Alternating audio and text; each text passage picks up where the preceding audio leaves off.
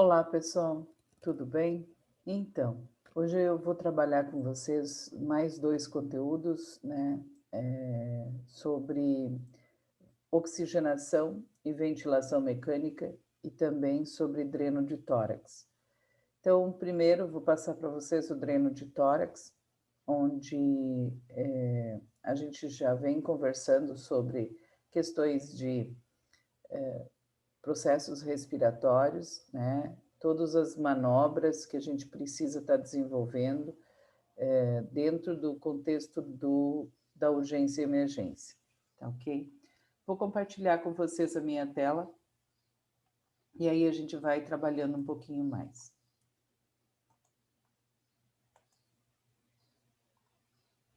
Muito bem.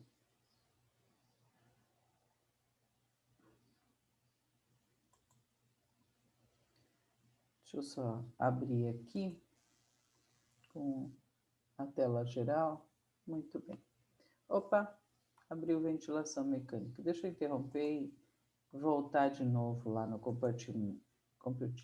Aqui está o dreno do tórax. Ok. Uhum. Beleza. Deixa eu ajeitar aqui. Muito bem. Então, quando a gente fala em dreno de tórax, né, são cuidados específicos, principalmente porque o paciente que vai fazer uma drenagem de tórax, ele está com algumas dificuldades bem específicas, né? Ou ele tem muito ar, ou ele tem muita secreção, independente do tipo dessa secreção, e ele está com dificuldade respiratória.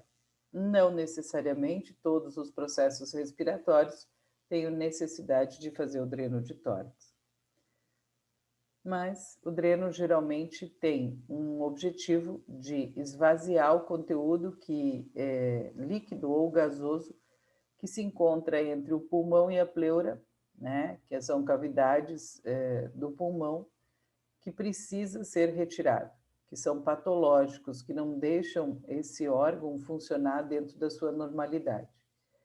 O procedimento ele é tecnicamente muito simples de ser feito. Claro que ele sempre vai ser feito por médicos, né?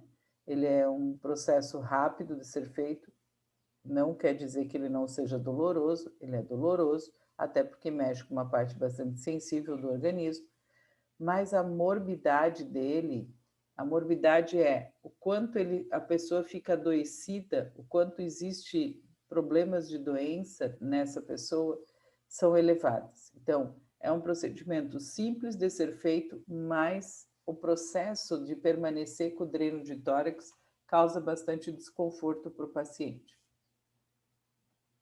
O objetivo principal do dreno de tórax, então, é a retirada de líquidos ou secreções ou algumas questões fibrinas, né? Por exemplo, sólidos, que são coágulos de dentro da cavidade pulmonar, com o objetivo de restabelecer a pressão negativa. Lembrando que o nosso tórax, o nosso pulmão, perdão, ele está envolto pela caixa torácica e ele se expande e se contrai, né? Expande e contrai dentro de uma pressão negativa.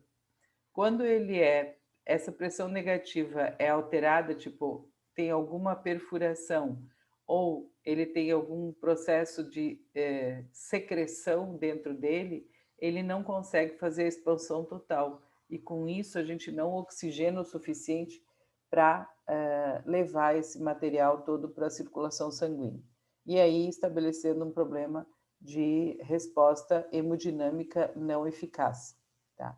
Então, o que é? Que o oxigênio não vai o suficiente para a circulação sanguínea, porque quem manda todo o oxigênio para a circulação sanguínea é o pulmão, é a parte da respiração. Quando a gente diz que existem indicações para fazer o dreno de tórax, é o que os médicos se baseiam para fazer o diagnóstico, né, desse processo e executar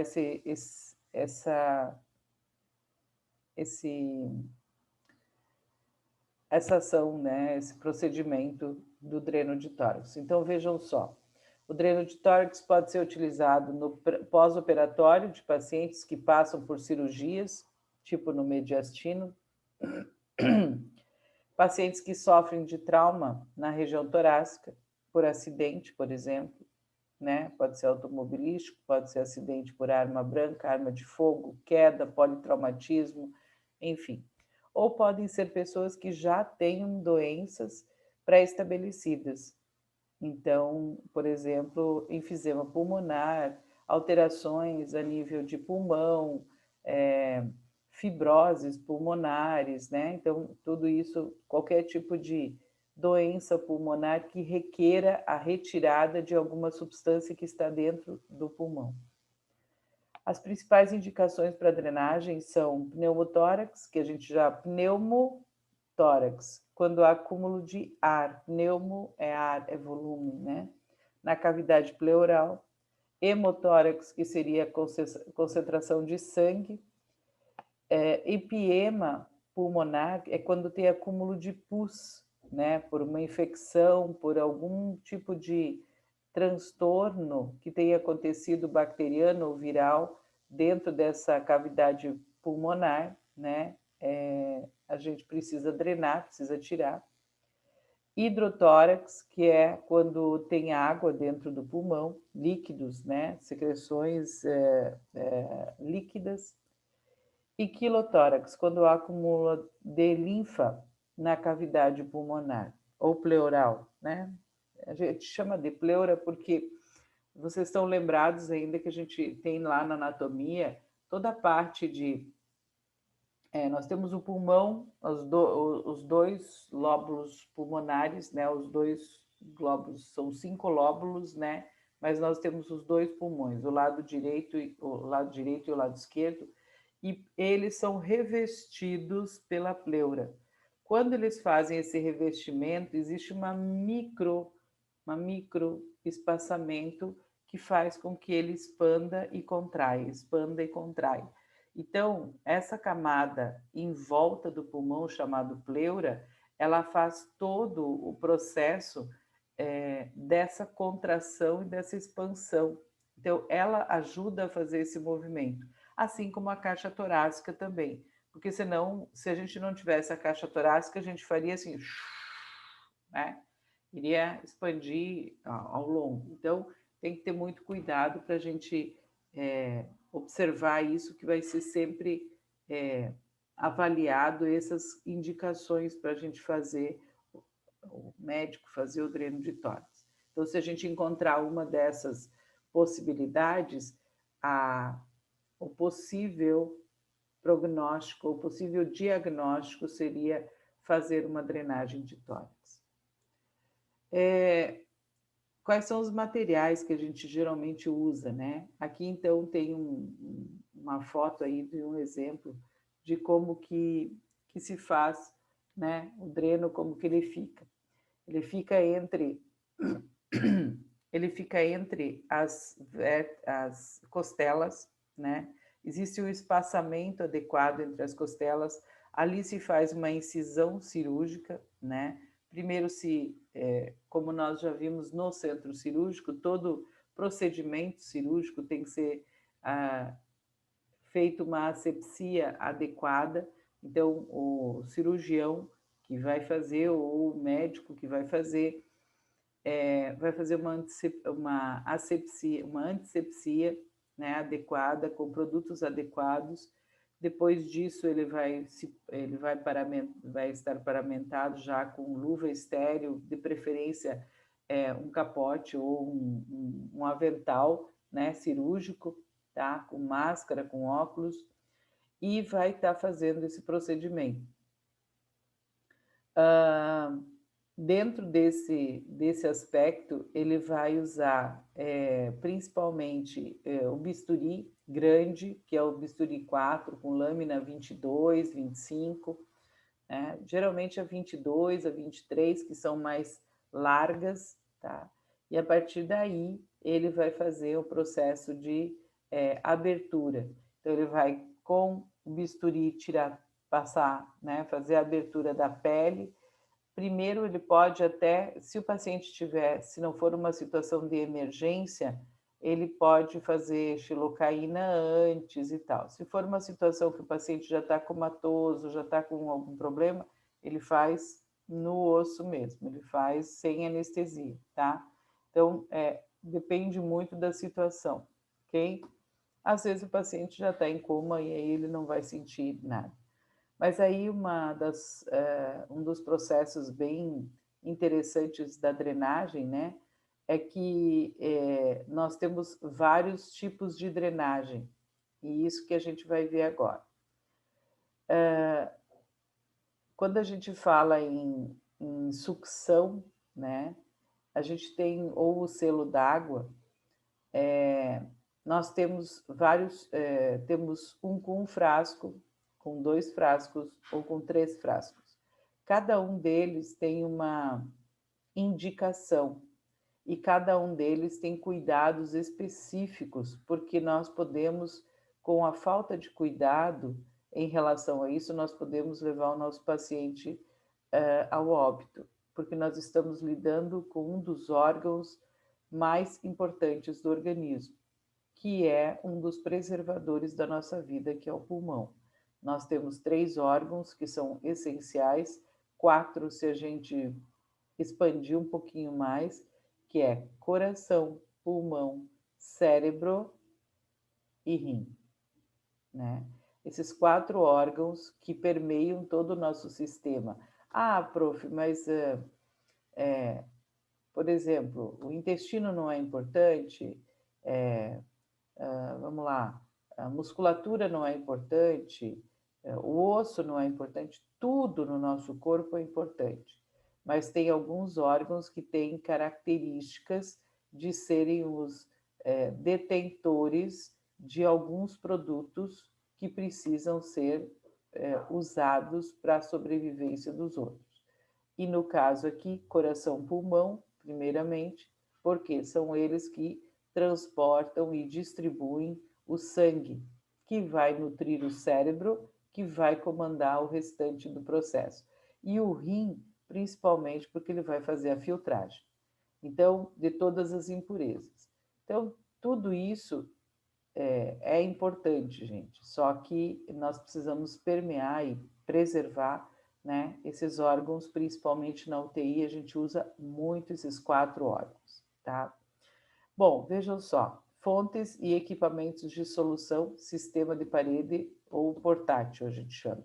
Sistema de selo d'água é onde a gente adiciona água estéril ou solução salina, normal, soro fisiológico, para cobrir em torno de 2,5 centímetros inferior do tubo U do selo d'água.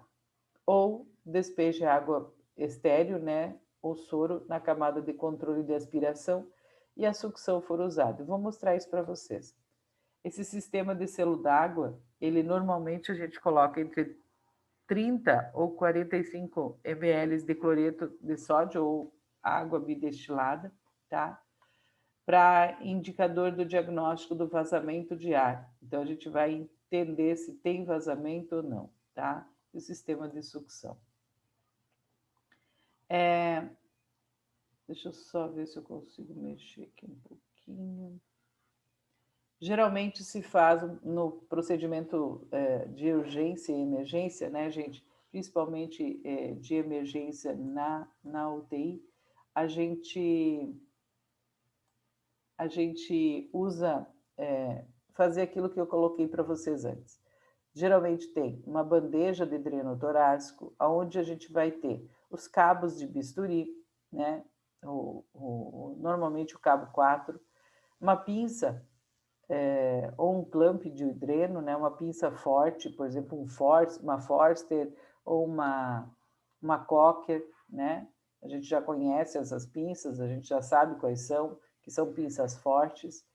Porta-agulha, lâmina de bisturi, né? A lâmina de bisturi 10, ela é utilizada para fazer cortes um pouquinho mais delicados lá no profundo, tá? Fio de sutura, pode ser o 3, pode ser o 4 zeros, né, de seda. O forro da bandeja tem que ser um campo estéreo. Campes de Kelly, curva, 20 centímetros. Esponja não é gaze, tá, gente? Gaze de 10 por 10, que são as gases comuns de centro cirúrgico. Tesoura de sutura, que é tesoura de maio, que é mais forte. Compressas e luvas estéreis, tá? Então, esse aqui é mais ou menos o que a gente usa, só para vocês terem um conhecimento, que são os materiais que vão na bandeja, tá? Que a gente vai utilizar, ok? O dreno de tórax, na verdade, ele tem os tipos aberto e o dreno fechado. O dreno aberto, ele é menos comum, tá? É um dreno, por exemplo, assim, o dreno aberto é quando você deixa só escorrendo a secreção, né? É feito com dreno, por exemplo, um Portovac ou de pressão negativa, tá? Ou uma pleurostomia, que é uma abertura da pleura. Então, lembram ainda o que é pleuro? Pleuro vem da pleura. Ostomia, o que é? Vamos pensar. Nós passamos por centro cirúrgico agora e a gente sabe disso. Ostomia é fazer uma nova boca. Então, pleurostomia é fazer um novo acesso à pleura, tá? Então, isso aqui provavelmente é um processo muito complexo, é um processo que aquele pulmão já não está fazendo mais a função dele e ele está conectado ao exterior.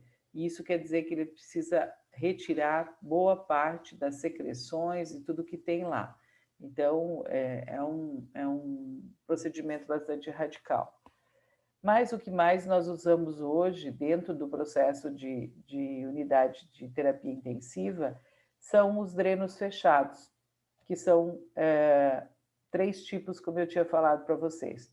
Um por gravidade, né, que é com um frasco só, um com drenagem de aspiração, que são com 2 frascos, e ainda a gente tem o que a gente chama de aspiração por selo d'água, que é com 3 frascos, e a gente vai ver eles agora.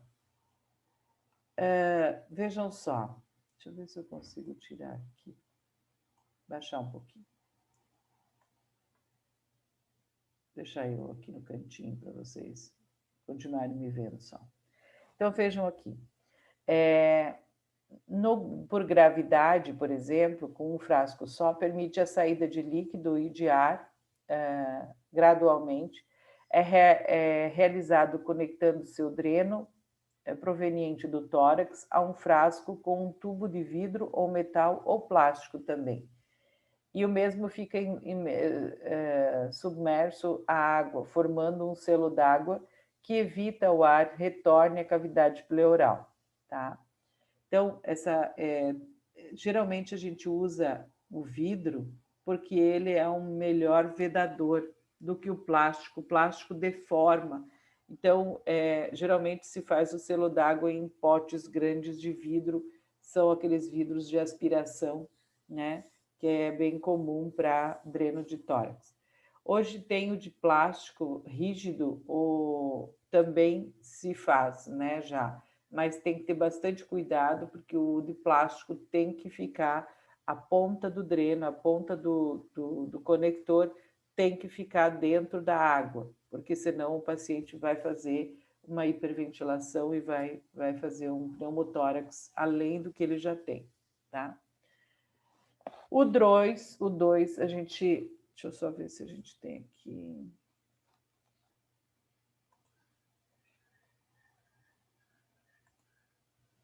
Ó, esse aqui é por gravidade, tá, gente? Então, vejam só, é colocado o dreno conectado ao paciente.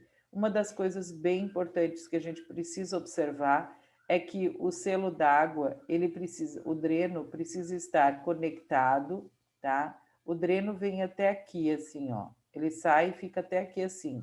Aqui eu conecto ou um látex ou um silicone e adapto esse silicone aqui, em cima desse novo ducto, né? Que já tem no frasco do dreno. E esse ducto tem que estar dentro da água para fazer, ou do soro, né? Para fazer, a gente geralmente usa água bidestilada, porque o soro fisiológico ele faz um pouquinho de condensação em volta, e daí a gente às vezes não consegue, ele pode fazer uma reação química com as secreções. Então a gente usa a água porque ele é o melhor osmolizador, tá? Então a gente prefere a água. Eu particularmente prefiro a água. Sempre que foi possível, coloquei água bidestilada. Se não tiver, vai usar soro fisiológico, não tem problema também. Uma das coisas que a gente precisa ter em mente, o dreno de tórax, de qualquer qualidade, qualquer tipo de condição, o dreno de tórax tem que ficar mais baixo que o paciente. Então, o paciente está deitado na cama, o dreno de tórax tem que ficar abaixo do paciente, em nível inferior aos frascos do dreno de tórax. Aqui é super importante, porque o próprio nome já diz que ele faz um efeito via gravidade. Então, o que é? Sair de cima e escorrer para dentro do dreno, para dentro do pote do dreno de tórax. Deixa eu voltar lá. O drenagem por aspiração com 2 frascos. Essa drenagem com aspiração ela é conectada num aspirador, tá? Que vai fazer pressão negativa. Então, ele vai aspirar. Então, vejam só. Essa drenagem ela permite a saída dos líquidos, né? Mais rápido do que simplesmente pela gravidade. Ela é sugada, na verdade, né? Mas não é sugada diretamente do pulmão. Ela é sugada através de uma pressão que ela faz no selo d'água. Então, é nesse sentido. Permite a saída dos líquidos e do ar mais rápido, tá? É idêntico ao sistema simples. O segundo tem 3 tubos na tampa, um longo e 2 curtos. Os tubos curtos devem ficar na sua extremidade inferior, dentro do frasco, acima do nível da água. O tubo longo deve ficar com a extremidade superior para o exterior e a inferior mergulhada dentro da água, na esterilizada, né, ou do soro. Um dos tubos curtos se comunica com o primeiro frasco e o outro com a fonte de aspiração, que deverá ser o vácuo canalizado ou aparelho de aspiração. Então, vamos ver aqui, vamos ver o segundo. Vejam aqui, ó. Aqui nós temos um exemplo de como que ele funciona. Então, vejam só, os dois são a mesma coisa, só que eu mostrei de formas diferentes. Então, aqui, ó, esse aqui é o primeiro frasco que vem do pulmão, conecta aqui, tá? E aí, o que acontece? Isso aqui é fechado, tá? Esse aqui aspira o quê? O ar que tem aqui dentro para fazer a pressão. Esse aqui larga, né?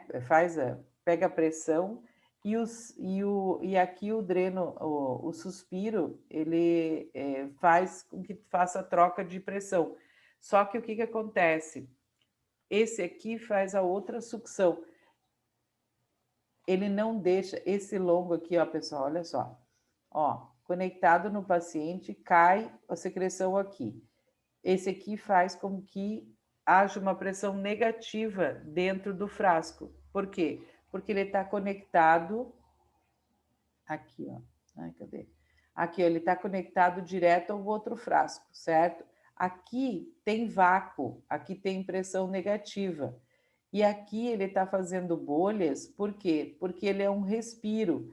Então, vejam que o vácuo força a água, né, a fazer o processo, mas está entrando ar pelo respiro, tá? Está conectando o ar pelo respiro, e aí ele faz bolhas. Por quê? Porque as bolhas são ar para fazer a troca gasosa, mas é uma troca gasosa não direta, é uma troca gasosa só de oxigênio mesmo, que é transformado dentro do ar. Então, aqui, ó, é bem importante que lembram, o primeiro tem o conector direto do dreno de tórax do paciente, eu tenho um U de conexão entre os 2 frascos, que vai fazer a pressão, que vai fazer a conexão, eu tenho o respiro, que é o mais longo, e eu tenho um outro que é ligado ao sistema de sucção. Então, esse aqui é o que a gente chama de selo d'água. É um dos modelos de selo d'água. Então, a profundidade determina a pressão da sucção. Então, quanto mais profundo, né, perdão, quanto mais profundo o suspiro, o respiro, né, mais pressão vai gerar, porque mais bolhas vai fazer, tá? Ok? Então, esse é um processo é realmente um processo físico que acontece.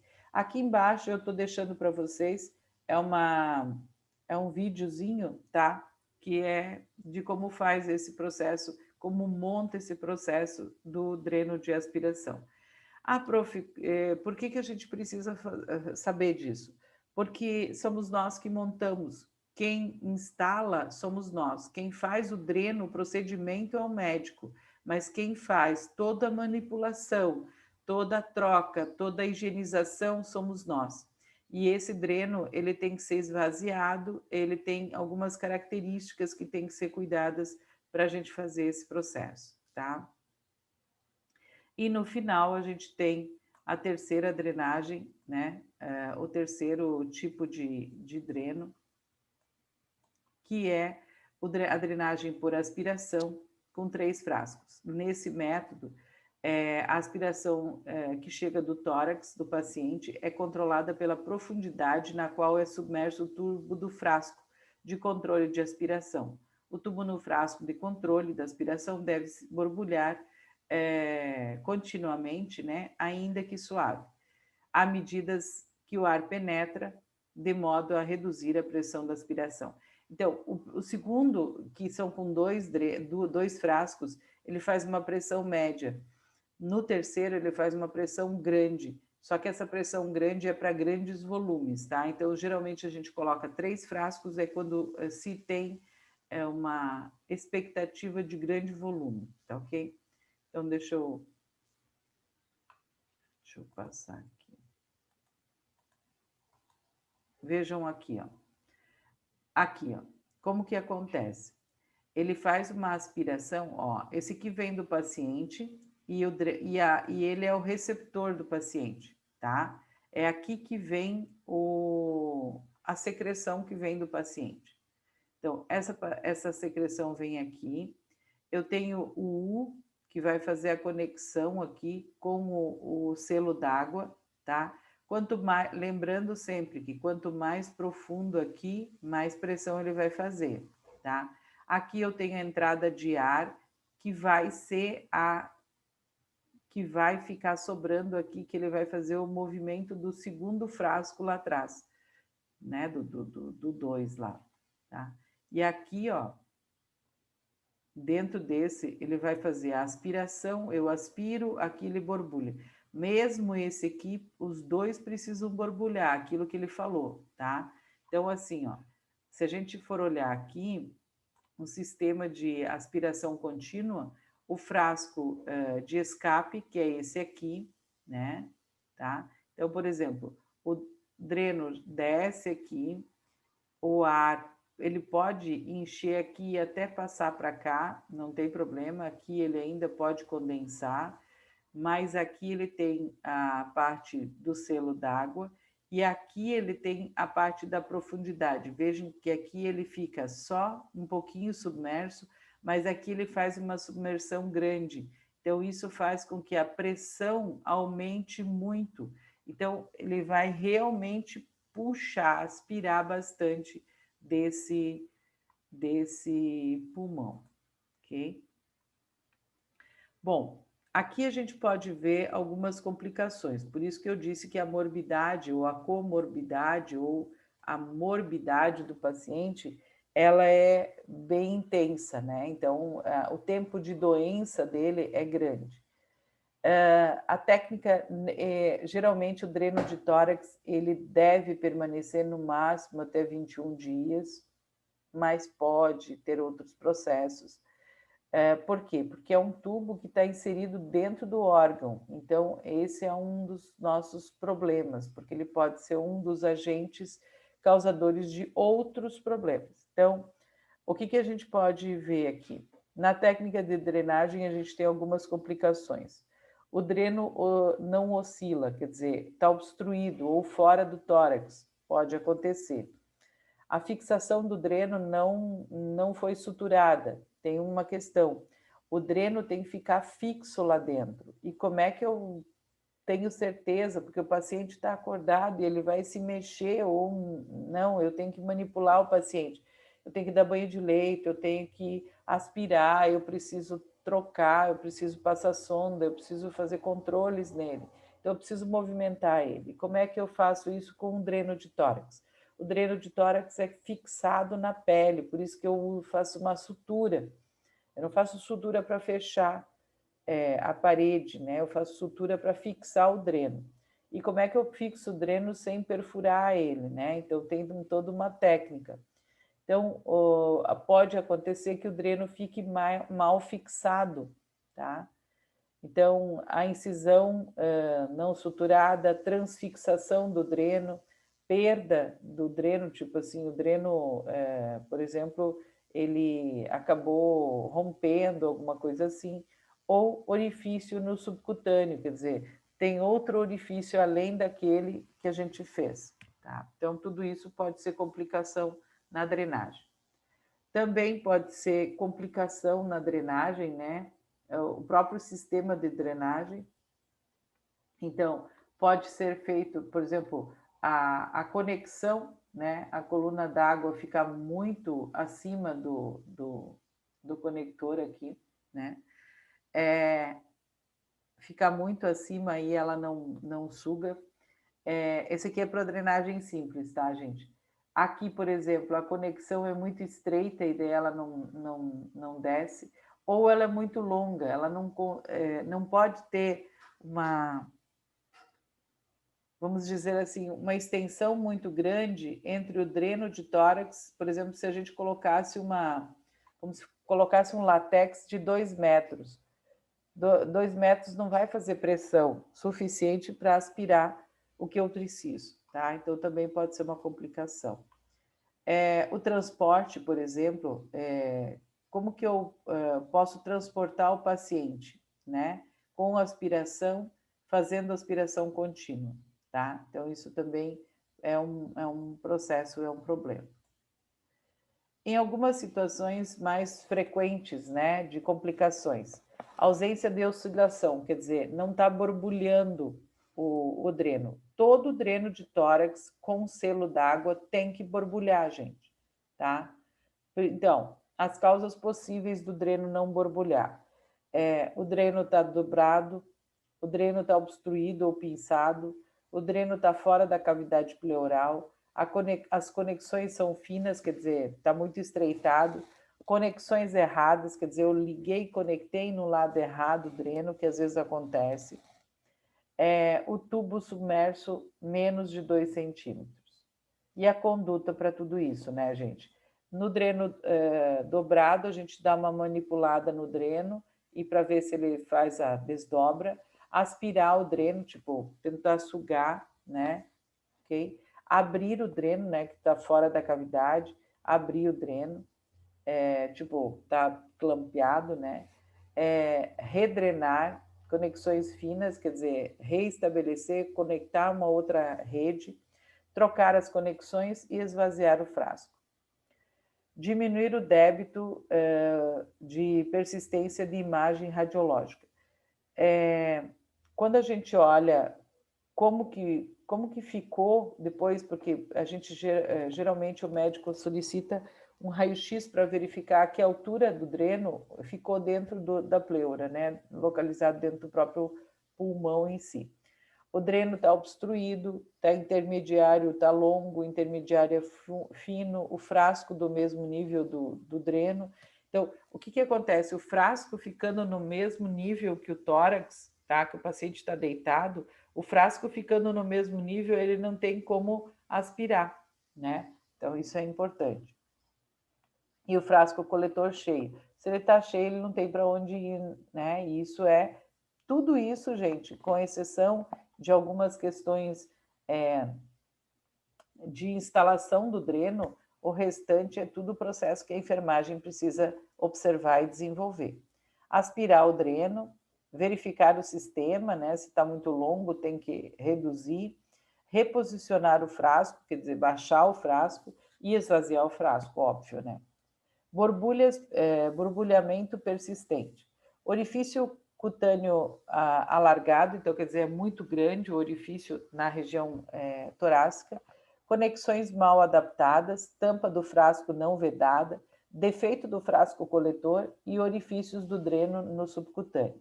Então, verificar o sistema de drenagem, vedação e redrenar, tá? Então, essas são as causas mais frequentes que eu tenho de interfaces ou complicações no cuidado do dreno. Alguns cuidados que a gente precisa ter, né? Então, uma delas, né, relacionou algumas práticas de enfermagem com o cuidado do dreno de tórax envolvendo a troca do selo d'água, a troca do sistema de drenagem, desobstrução do dreno de tórax precisa ser cuidado e vamos dar uma olhadinha como é que isso funciona. Então, vejam lá.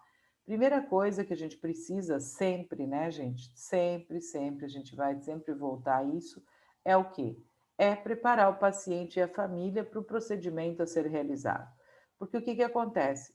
Quando a pessoa percebe que vai ficar um cano no corpo dele, um dreno, por exemplo, onde já tem orifício, é chocante, mas não tanto, né? Então, por exemplo, uma nasogástrica, uma sonda vesical, né? Isso já é uma coisa um pouquinho mais comum. Mas, de repente, você, num lugar onde não tem orifício nenhum, você simplesmente faz um buraco e instala um baita de um tubo e começa a sair um monte de coisa lá de dentro, a família fica enlouquecida, né? Meu familiar vai morrer, meu familiar... Então, assim, bem pelo contrário, né? A gente precisa preparar a família. Isso, claro, geralmente é o enfermeiro e o próprio médico que fazem esse tipo de abordagem. Para a gente fazer o procedimento fazer a troca, né, do selo d'água, higienizar as mãos, organizar o material adequado para o procedimento, né? Abrir os recipientes de solução salina ou de água, abrir ou deixar próximo, né? Abrir o sistema de drenagem e deixá-lo em pé, tá? Então, é assim, primeiro eu vou trabalhar com o vazio, gente, eu vou trabalhar com o que vai ser trocado. Então, eu monto todo o processo e depois eu faço a conexão, tá? Então, isso é uma coisa bem importante. Então, eu deixo tudo pronto, quando o médico terminar de fazer o procedimento, eu só conecto. Eu não vou esperar o médico terminar de fazer o procedimento, né? De passar o tubo, e daí eu vou correr fazer o selo d'água. Então, não é assim. Eu tenho que deixar tudo pronto. Para mim, levar o selo d'água já pronto para o médico, para ele só fazer a conexão do tubo de drenagem, né, com os conectores. Tá? Abrir o sistema de drenagem, deixá-lo em pé, encher os frascos com as camadas e níveis apropriados. A gente precisa fazer um medidor, tá, gente? Então, assim, geralmente nos frascos de drenos, se é um frasco de dreno mesmo, beleza, ele já tem um identificador de litros, né? Mas sempre de 100 em 100 ml. Mas se eu adaptar um frasco, eu posso adaptar frascos, tá? Então, se eu adaptar um frasco, obrigatoriamente eu tenho que ter a régua ali de verificação. Então, é bem importante isso. Encher o frasco ou a câmara de nível apropriado até o final da haste, desde que o final da haste esteja mais de 2 centímetros abaixo do nível do líquido, até a linha da marcação a ser atingida. Se a aspiração for utilizada, despejar o líquido dentro do orifício do controle da aspiração até a quantidade designada ser alcançada, usualmente 20 centímetros de nível de pressão d'água. Calçar as luvas e conectar o sistema de drenagem do dreno de tórax e a fonte de aspiração, se está indicado.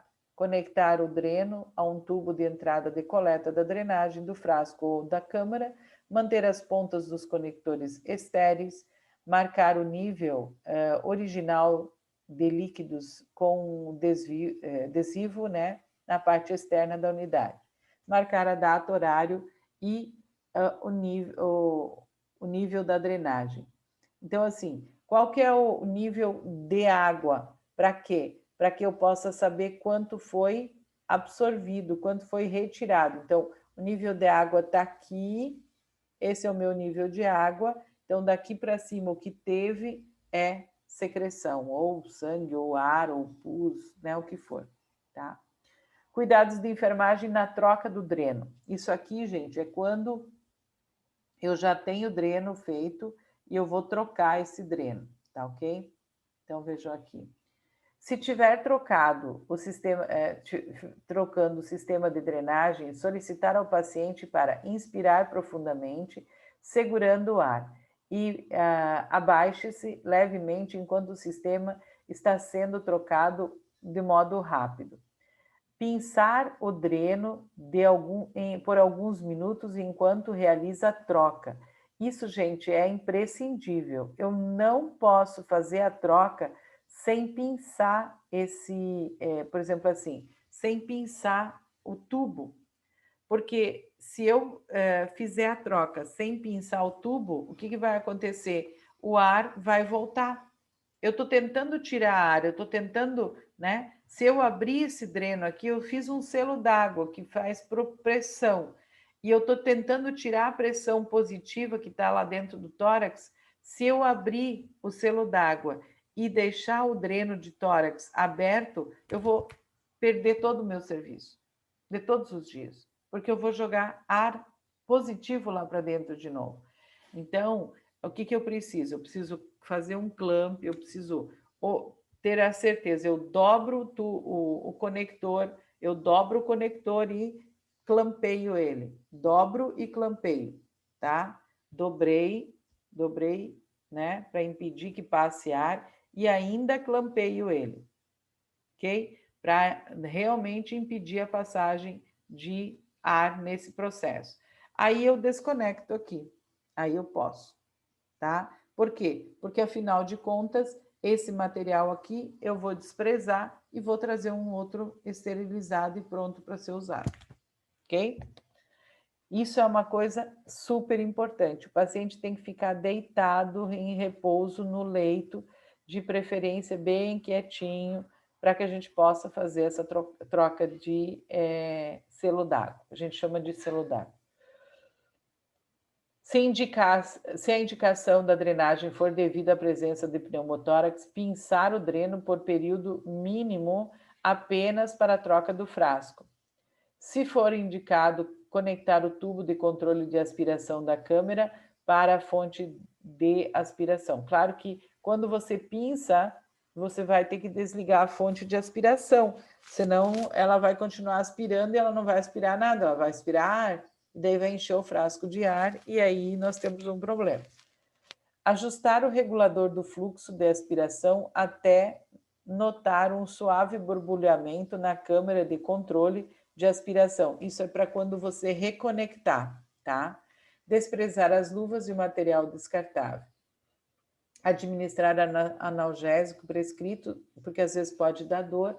Colocar o paciente numa posição confortável. Checar se a posição do sistema de drenagem e do sistema de aspiração estão abaixo do nível do tórax. Não fixar a extensão do dreno no berço ou na cama do paciente, porque, na verdade, se você fixar o conector, o paciente vai se virar, o que vai acontecer? Ele vai puxar o dreno, tá? Então, bastante cuidado nisso. Que mais que nós vamos ver aqui? Checar se a posição do sistema de drenagem e sistema de aspiração estão abaixo do nível. Cuidar e orientar a família para que o frasco de drenagem seja mantido no nível inferior. Às vezes a família vem e acha que é um absurdo, o dreno está no chão. E aí ela vai lá e põe em cima do móvel, tá? Então isso é bem importante a gente sempre orientar também a família. Observar a oscilação da câmara do selo d'água, suspeitar de vazamento se houver borbulhamento excessivo, tá? E o paciente não apresentar pneumotórax, checar a segurança das conexões do dreno, cada 6 horas, marcar a drenagem na coleta da câmara do frasco. Monitorar o sistema de drenagem por oscilação no controle de aspiração. Deixa eu só abrir aqui. Opa, aqui. E aqui, checar a flutuação do selo da câmara de água para as respirações, ok? Administrar analgésico prescrito, observar as oscilações da câmara, tá? Que são bem importantes. E aqui, as anotações de enfermagem. Gente, isso aqui é responsabilidade absurda da enfermagem. E não tem como dizer que é desse ou daquele outro, é do fisioterapeuta, é do não sei quem, é do médico. Não, gente. Toda manipulação do dreno de tórax, ela é feita pela equipe de enfermagem. O fisioterapeuta vai trabalhar com o paciente? Vai trabalhar com o paciente, mas ele vai trabalhar o quê? A respiração, ele vai trabalhar a descompressão, ele vai fazer movimentos para poder melhorar e agilizar esse processo. Mas quem mexe no dreno de tórax, quem faz toda a manipulação do dreno é a enfermagem. Médico nem sabe fazer, gente, ele só sabe instalar o dreno, tá? Enfermagem que precisa saber fazer a manipulação do dreno, ok?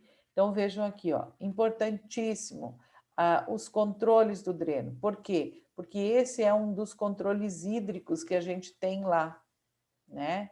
Então, se eu não tiver lá o controle do dreno, eu não vou saber quanto saiu de líquido. E se eu não saber quanto saiu de líquido, eu não sei se está sendo eficaz ou não, e se o meu paciente vai melhorar ou não, tá?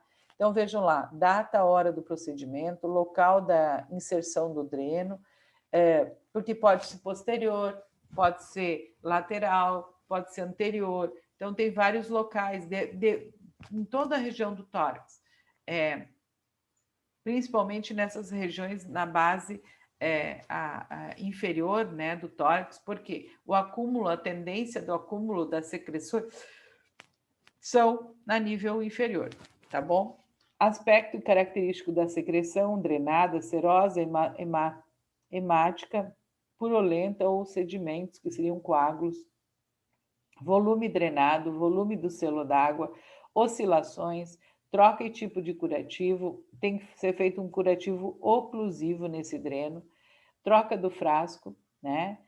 Intercorrências ou providências adotadas, tipo de providências, o que aconteceu, fixou o dreno, não fixou, puxou o dreno, não puxou, né? Teve alguma intercorrência, foi levantado o frasco, a família veio visitar e levantou o frasco. Isso é uma intercorrência, tem que anotar isso no prontuário, na evolução da enfermagem.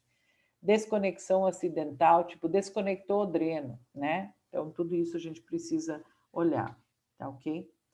Pessoal, sobre dreno de tórax é isso aqui, tá? Então, se caso tiverem dúvidas, tem ali o vídeo, né, que eu deixei para montar o dreno, para montar o selo d'água, que é bem interessante. E aí nós podemos fazer a questão das dúvidas. Eu acredito que tenha ficado bem tranquilo, tá ok? Deixa eu só compartilhar o outro de ventilação e oxigenação para a gente poder dar continuidade. A ventilação mecânica é um pouquinho diferente e a oxigenoterapia é um pouco diferente do tubo ou da drenagem torácica, né? Porque nesses casos o paciente está recebendo oxigênio, ele está com falta de ar. Eu posso até ter uma oxigenoterapia com um paciente com dreno de tórax, tá? Não tem nenhuma contraindicação. E eu posso estar numa ventilação mecânica com o dreno de tórax, não tem nenhuma contraindicação também. Mas são coisas que geralmente não acontecem simultâneo. Tá?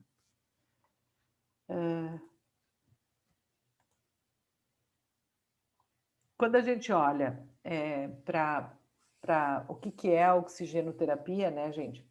Consiste na administração de oxigênio numa concentração de pressão superior à encontrada na atmosfera para corrigir ou atenuar deficiências de oxigênio ou hipóxia do paciente.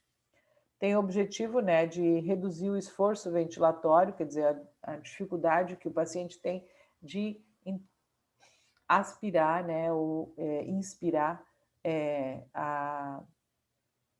o oxigênio do ar do meio ambiente sozinho, sem ajuda.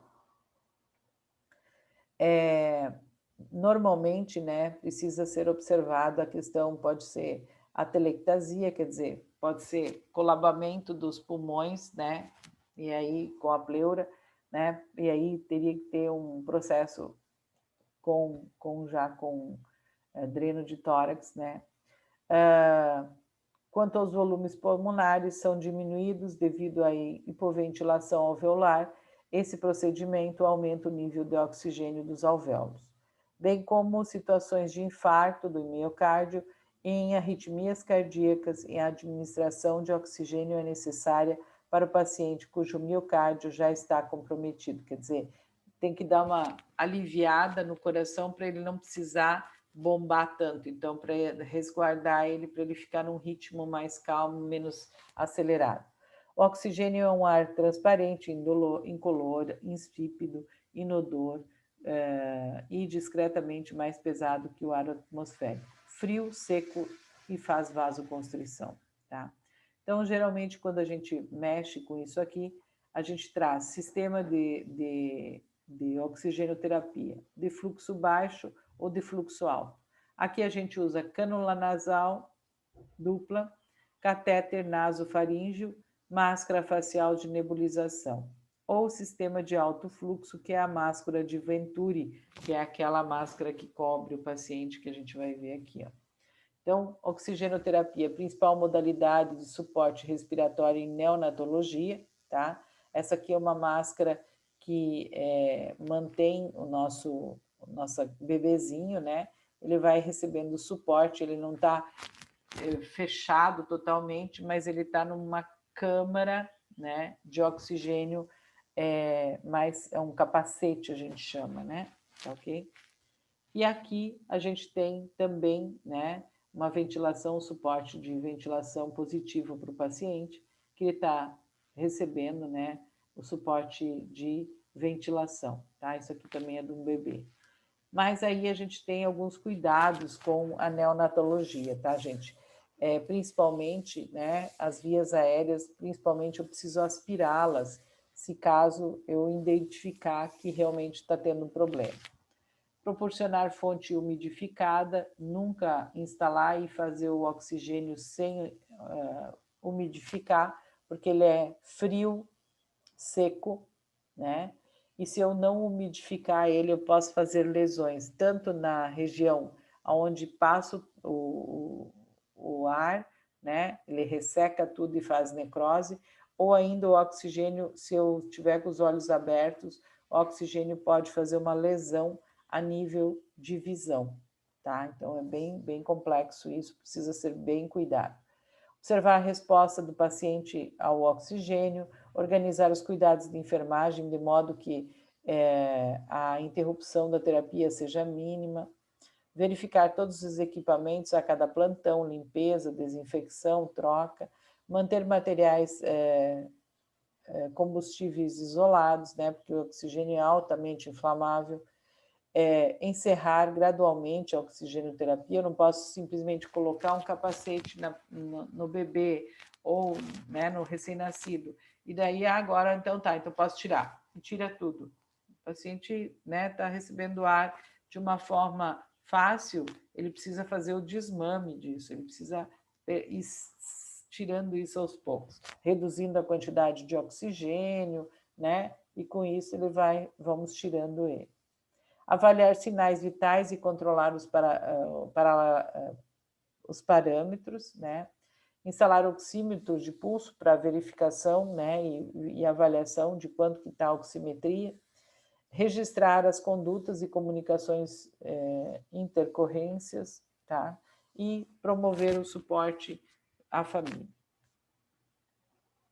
Na ventilação básica, né, a gente tem mecânica, né, é compreendida como uma manutenção de oxigênio ou a ventilação dos pacientes de maneira artificial até que estejam capacitados ou para reassumir isso de pronto.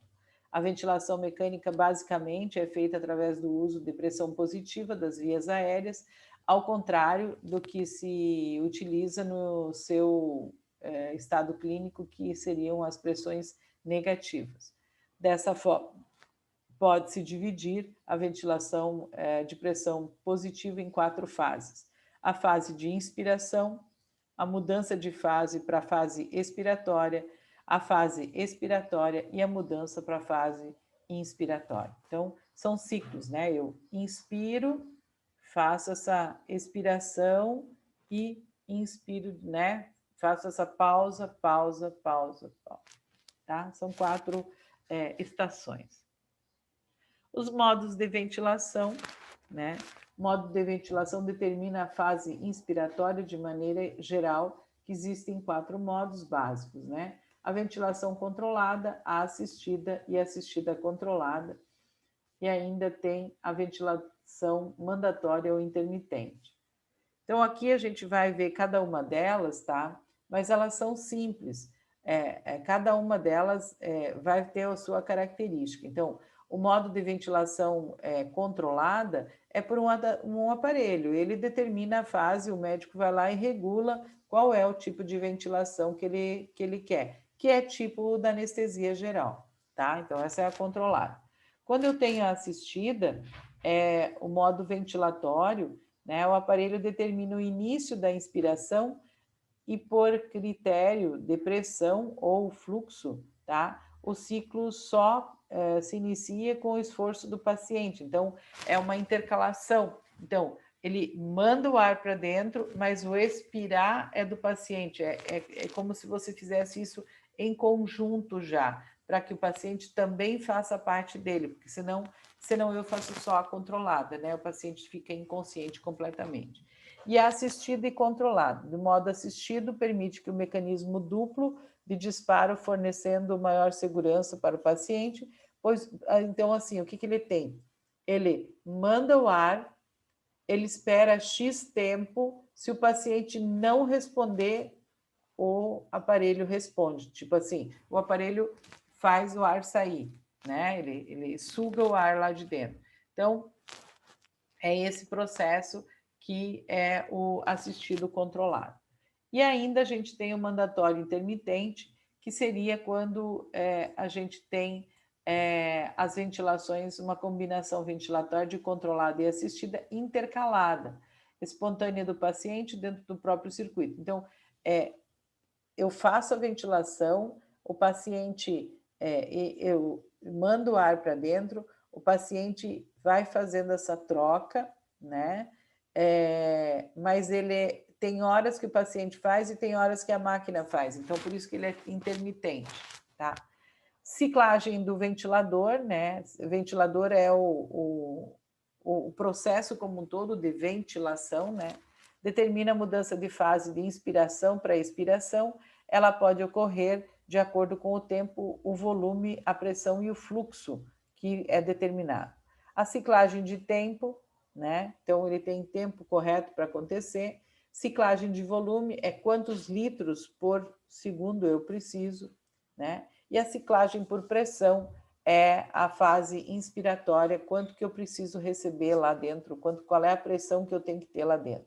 E a ciclagem de fluxo, gente, é quanto o fluxo inspiratório cai abaixo de um valor X, aí eu regulo isso com a máquina. Então, por exemplo, o paciente está inspirando e expirando, está inspirando e expirando, só que ele está menos do que eu imagino na expiração. Então, eu dou uma ajuda, o aparelho dá uma ajuda para ele. Os cuidados de enfermagem na ventilação mecânica e na oximetria, oxigenoterapia, né, gente? Vigilância constante, controle dos sinais vitais e monitorização cardíacas, monitorização dos gases, trocas, né, padrões, observação dos sinais neurológicos, que é bem importante, observação dos sinais de hiperventilação e insuflação, também é bem importante, Higiene oral, porque o paciente não deglute, está seco a boca dele, então sempre tem que fazer pelo menos umas 4 a 5 vezes por dia a higiene oral. Se você não fizer a higiene oral no paciente, o que vai acontecer? Essa língua vai virar uma saburra, que pode ser um veículo de contaminação. Aí o paciente morre por sepsemia e ninguém sabe do que. É porque a saburra propiciou a depósito de tantas bactérias que acabou causando uma infecção generalizada e foi para dentro do pulmão. Tá? O pulmão já está ferrado, ela vai mesmo. Ok? Então, a higiene oral ela é de suma importância, certo? Controle de pressão do balonete, quando tem o tubo endotraqueal, né, por causa da cavidade ou da traqueostomia, tem um balonete que segura o tubo lá e essa pressão, o balonete tem que estar sempre durinho, tem que estar sempre rígido. E monitorização do balanço hidroeletrolítico e do peso do corpo do paciente. Isso também é de suma importância. Controle nutricional, umidificação e aquecimento do ar inalado, isso é bem importante. E observar o circuito ventilatório. Sempre está verificando se isso realmente está oscilando e está fazendo o ciclo que foi determinado. Observar os alarmes do ventilador, níveis de sedação do paciente, bloqueios neuromusculares, observar o sincronismo entre o paciente e a máquina, se o paciente não está brigando com a máquina. Quando ele está brigando com a máquina, é sinal que ele já está em estado de melhora, tá? Brigar como que é essa briga? Por exemplo, a máquina empurra o ar e ele, quando a máquina está empurrando, ele está expirando, tá? Então, essa é a briga, né, que a gente fala. Ele perde a sincronicidade. Ele já está ciclando mais, o paciente está acordando e está ciclando mais do que a máquina. Então, ele já está buscando o ar por ele mesmo, ele está inspirando e expirando, inspirando, expirando, e aí a máquina está tentando forçar isso. Isso é um desencontro deles. Não pode acontecer, tá? Tem que reduzir a quantidade de... aí o médico vai mexer no aparelho, não é nós que mexemos no ciclo, tá, gente? Mas o médico vai determinar, vai reciclar, vai reavaliar esse ciclo da máquina de respiração. Observação do sincronismo, né, que é a máquina, orientação do exercício, se o paciente estiver acordado, aí é normalmente o fisioterapeuta que entra com essa questão, preenchimento dos formulários de controle, apoio emocional do paciente e controle de infecções. A ventilação mecânica tem representado um grande avanço no suporte básico de vida, onde o grande número de vidas tem sido salvo devido a essa técnica, tá? Antigamente a gente ficava ambusando o paciente por horas e por dias muitas vezes. Hoje, com os equipamentos e com a quantidade de controles e avaliações que a gente tem, é bem importante essa questão da ventilação mecânica. Tá ok, pessoal? Então, para hoje era isso, né? Ok. Para hoje era isso, né? Era a revisão desse material que eu estava devendo para vocês. E aí, aproveitem bem, façam uma boa lida de novo no material, revejam os pontos, né? Qualquer dúvida me mandem pelo WhatsApp e a gente vai conversando, tá ok? Um abraço para todos, até a próxima.